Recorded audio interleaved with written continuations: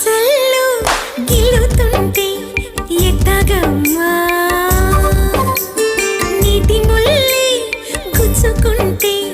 ఎట్టగమ్మా సన్న తోడి మంటి నడుముందిలే లయలి చూసి లాలించుకో వానజల్లు గిల్లుడింకా తప్పదమ్మా ఒంటి మొక్క విచ్చుకోక తప్పదమ్మా చిత చితలాడు ఈ చిందులో